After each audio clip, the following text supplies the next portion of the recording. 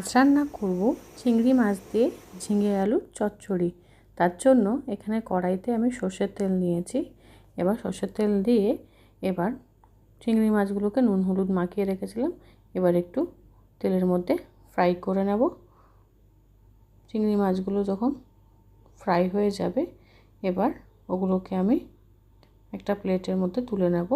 এবার দেব কালো জিরে ফোড়ন, এবার দিয়ে দেব কেটে রাখা পেঁয়াজ, দেব কেটে রাখা আলু ভাজার মতন করে আলুটাকে আমি এখানে কেটেছি, তোমরা যেরকম খুশিভাবে কাটতে পারো।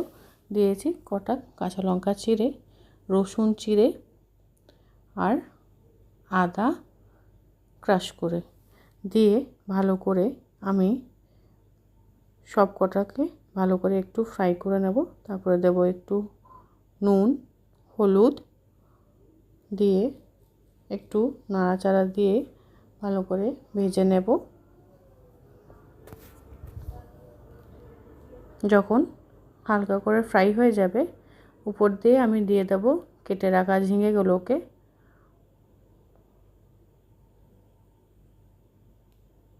দিয়ে এবার ভালোভাবে নাড়াচাড়া দিয়ে মিক্স করে নেব। দেব কিছুক্ষণের জন্য ঢাকা দিয়ে। এবার দেখো কতটা জল ছেড়ে দিয়েছে, এই জলেই কিন্তু সবই বেশ ভালো সেদ্ধ হয়ে যাবে। দেখো এবার বেশ ভালো সেদ্ধ হয়ে গেছে আর এখানে জলটাও বেশ শুকিয়ে গেছে, ঝিঙের জলগুলো সব টেনে গেছে। এবার দিয়ে দেব উপর দিয়ে ভেজে রাখা চিংড়ি মাছগুলো দিয়ে ভালো করে নাড়াচাড়া দিয়ে নেব।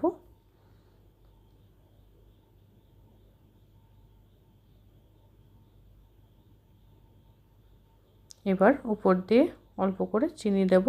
দেখো জলটা পুরোটাই ভালো করে টানিয়ে নিয়েছি, আপনারাও কিন্তু বেশ ভালো করে শুকিয়ে যেতে দেবে।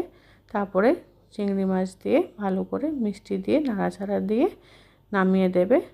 হয়ে গেছে চিংড়ি মাছ দিয়ে ঝিঙে আলু চচ্চড়ি। এভাবে খাবে, পুরো ভাত এটা দিয়েই খাওয়া হয়ে যাবে।